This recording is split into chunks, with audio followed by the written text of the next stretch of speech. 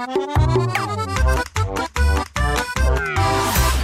Story TV. गुड़िया रात को अपने कंधे पर बोरा लटकाए उदास मन से सड़क पर चल रही होती है। तभी उसको प्यास लगती है और वो आसपास देखती है, मगर उसको कहीं पानी नजर नहीं आता। फिर वो एक दरवाजे को खटखटाती है।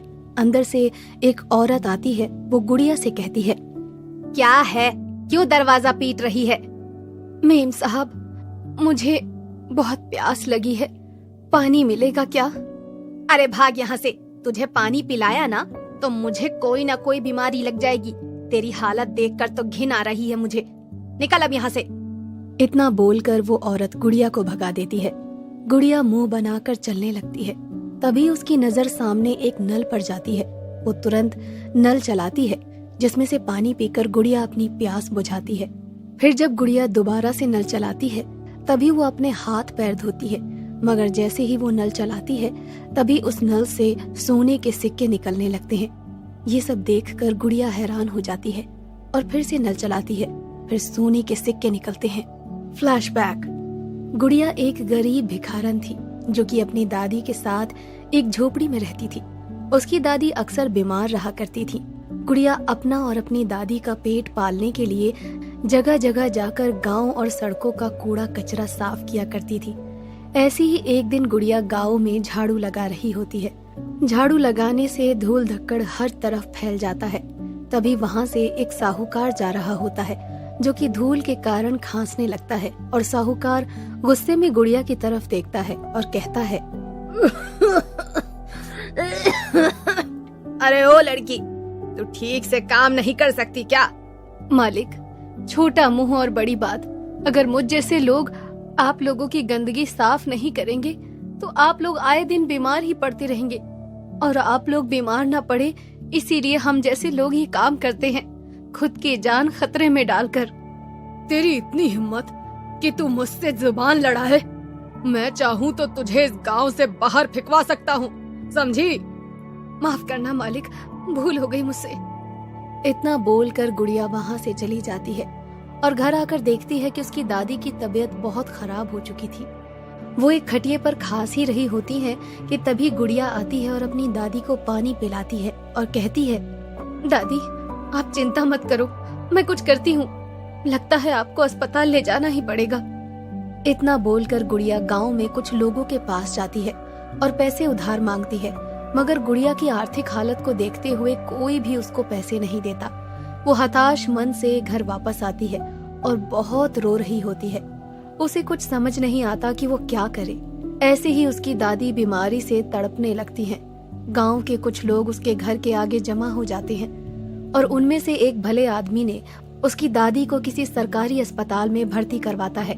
ऐसे ही कुछ दिन तक उसकी दादी का इलाज उसी सरकारी अस्पताल में चल रहा होता है और दादी की तबीयत में भी सुधार होने लगता है। और कुछ दिन के इलाज के बाद डॉक्टर उसकी दादी को अस्पताल से छुट्टी दे देते हैं। गुड़िया दादी को घर में ही कुछ बनाकर खिला रही होती है। तभी उसको दादी खांसते हुए कहती हैं, अरे गुड़िया, ए गुड़िया, इस उम्र में तुझे ये सब झेलना पड़ रहा है बेटा। कहाँ तेरी खेलने कूदने की उम्र है और तुझे ये सब सहना पड़ रहा है। अरे दादी, आपके अलावा मेरा इस दुनिया में है ही कौन? जो भी हो आप ही हो। मैं ये सब आपके लिए ना करूं तो किसके लिए करूं? अगर आपकी जगह मैं होती तो क्या आप मुझे ऐसे ही छोड़ देती? बहुत बड़ी हो गई है तू तो मेरी ही दादी है। हाँ ये तो है, इसीलिए अच्छे बच्चों की तरह आप दवाई खाओ। गुड़िया अपनी दादी को किसी तरह दवाई खिलाकर सुला देती है और खुद भूखे पेट सो जाती है। Flashback out. गुड़िया रात को अपने कंधे पर बोरा लटकाए उदास मन से सड़क पे चल रही होती है। तभी उसको प्यास लगती है और वो आसपास देखती है, मगर उसको कहीं पानी नजर नहीं आता। फिर वो एक दरवाजे को खटखटाती है।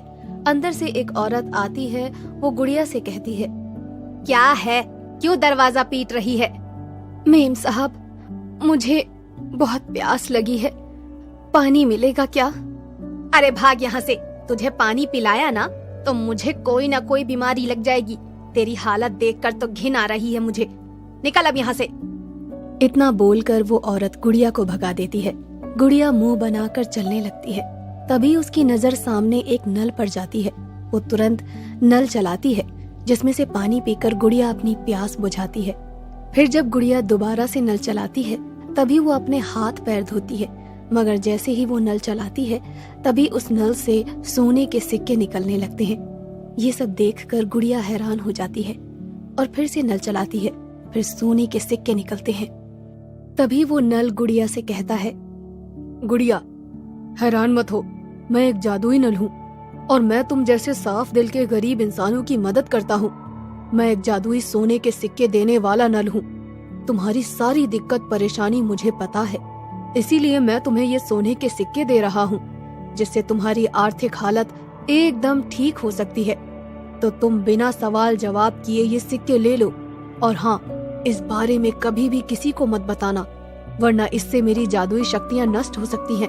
तुम्हें जब भी जरूरत हो तुम यहाँ आके मुझसे सोने के सिक्के ले सकती हो, और हाँ, मैं तुम्हारी हमेशा मदद करूँगा।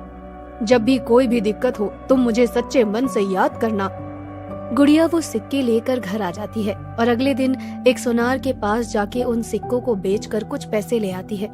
ऐसे ही धीरे धीरे गुड़िया को जब भी जरूरत होती वो उस जादुई नल से सोने के सिक्के निकालती है और अपनी जरूरतों को पूरा करती है। धीरे धीरे गुड़िया एक अमीर लड़की बन जाती है। उसकी अमीरी देखकर गांव का साहूकार उससे जलने लगता है और वो अपने कुछ आदमियों को गुड़िया के घर भेजता है। ऐसे ही एक रात गुड़िया और उसकी दादी दोनों सो रहे होते हैं। तभी उनके घर में कुछ चोर घुस जाते हैं और उसके घर में चोरी करने लगते हैं। तभी गुड़िया और उसकी दादी की आंखें खुल जाती हैं। गुड़िया उस जादुई नल को सच्चे मन से याद करती है। तभी वहाँ पे एक विशाल जादुई नल आ जाता है, जो कि अपने नल के हैंडल से उन चोरों की खूब पिटाई करता है और वो बेचारे डर कर भाग जाते हैं और दोबारा कभी गुड़िया और उसके घर की तरफ मुड़कर नहीं देखते।